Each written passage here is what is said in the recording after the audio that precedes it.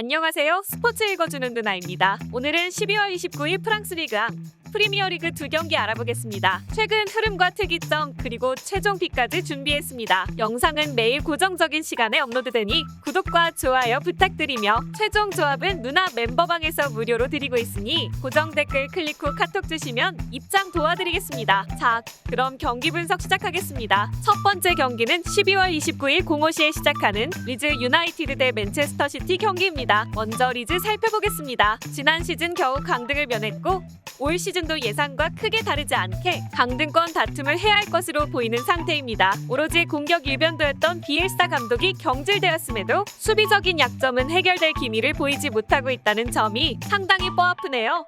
현재 리즈에는 전문 레프트백이 없습니다. 물론 피르포가 기존 레프트백이었기는 했으나 리그컵 경기에서 호러쇼를 펼친 이후에는 팀의 신뢰를 얻지 못한 상태입니다.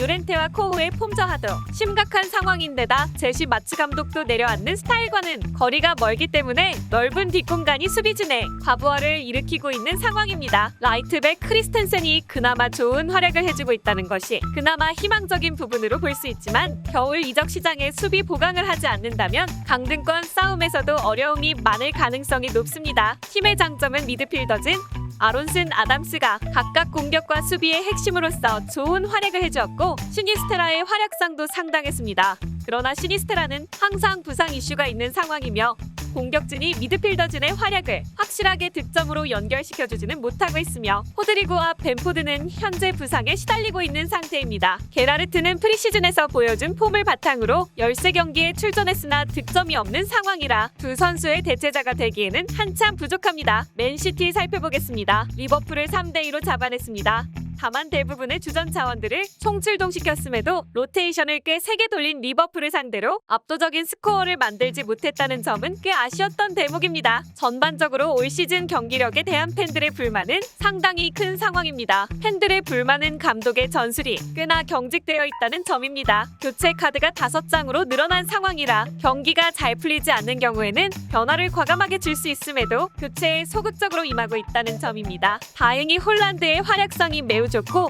데브라이너도 월드컵에서의 활약상과는 달리 EPL에서의 활약상이 좋기 때문에 역전이 필요한 상황이 많지는 않지만 이 두 사람에게 의존하게 되면서 경기의 재미면에서는 상당히 떨어졌다는 평가를 받고 있습니다. 감독이 로테이션에 소극적인 모습을 보이면서 직격탄을 맞은 선수는 칸셀로라고 할 수 있습니다. 지독한 혹사로 인해 수비에서 큰 실수가 잦아진 상황이며 한 팬은 올 시즌 베스트 풀백으로 칸셀로를 꼽는다면 EPL을 보지 않는 사람이라고 해도 무방하다는 평가까지 했을 정도입니다. 로드리를 대체할 선수인 필립스도 부상과 몸 상태 이슈가 있는 상황인데 월드컵 휴식 기간 동안 살이 쪄서 돌아온 필립스에게 감독이 분노했다는 소식도 들려오고 있습니다. 이 상황에서는 균도안을 중용할 수밖에 없지만 활동량으로 찍어 누르는 팀을 상대로는 기동성 문제가 상당히 큰 유형의 선수라 리스크가 상당한 선수입니다. 최종 코멘트는 이렇습니다. 맨시티가 승리를 거둘 것으로 보입니다.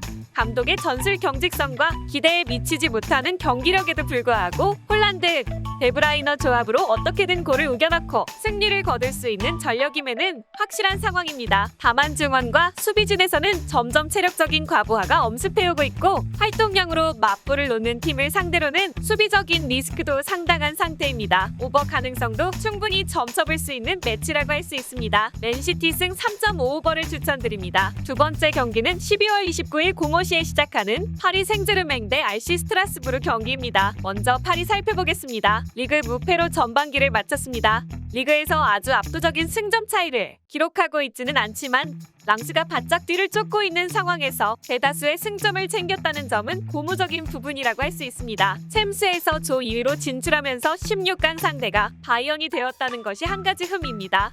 생각보다 수비는 꽤 불안한 편입니다. 특히 챔스에서는 조별리그 6경기 동안 무실점 경기가 하나도 없었습니다. 리그에서의 압도적인 전력 차이와 중원 전력을 바탕으로 공격진의 힘을 극대화하면서 무패를 달리고 있었으나 몽펠리에와 트루아에게 멀티 실점을 기록하는 모습을 노출하기도 했습니다. 라모스가 지난 시즌 장기 부상의 여파가 있는 모습이고 킴펜베는 공중볼 싸움 이외에는 장점을 보여주고 있지 못한 데다 유리몸 기질까지 보이고 있습니다.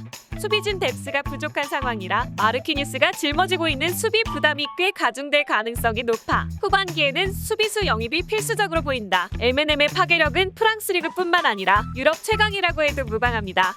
400으로 전환한 이후 중원에서 루이스와 하키미가 보여주고 있는 호흡은 상당한 상황이며 베라티도 전방 자원들을 지원하는 데 큰 무리가 없습니다. 공격의 핵인 메시, 은바페가 월드컵에서 아주 훌륭한 활약을 했다는 점도 고무적인 부분입니다. 400과 300을 병행하면서 윙어들의 오버래핑도 공격에서 훌륭한 옵션이 될 수 있습니다. 다득점을 기록하는데 큰 문제는 없을 것입니다. 스트라스부를 살펴보겠습니다. 리그에서 5경기 연속으로 승리가 없는 좋지 못한 흐름입니다. 어찌어찌 지난 시즌 보여주었던 공격력을 회복하는 데는 성공했지만 역시 문제는 수비입니다. 올 시즌 리그에서 가장 득점이 적은 아작시오에게도 4실점을 허용하기도 했으며 최근 5경기에서 멀티 실점을 허용하고 있는 비중이 80%에 이르고 있습니다. 이는 스트라스부르의 전술 기조가 공격적이기 때문입니다. 가메이로의 피니시 능력과 디알로의 기동성의 조화를 꾀하고 있고 최근 4경기에서 7골을 득점하는 등 공격적인 성과는 꽤 올라온 상태입니다. 높은 라인을 주로 사용하는 상위권 팀인 마르세유나 스타드렌을 상대로도 득점에 성공한 만큼 다소 높은 라인을 가동하는 PSG 입장에서도 스트라스부르의 공격력은 그냥 넘기기 힘듭니다. 높은 라인뿐만 아니라 수비 라인의 조직력도 장담하기가 어렵습니다. 직후 정도를 제외하면 수비진에서 꾸준히 출전하는 선수가 없는데 수비 라인에서 400분 이상의 출전 시간을 분배받고 있는 선수만 8명인 상황입니다. 사실상 수비 라인의 명확한 주전이라고 볼만한 선수는 없다고 할 수 있는 상태입니다. 1대1 대응 능력도 PSG의 공격진의 퀄리티와 비교하면 좋다고 말하기는 어렵습니다. 최종 코멘트는 이렇습니다. PSG의 승리가 유력합니다.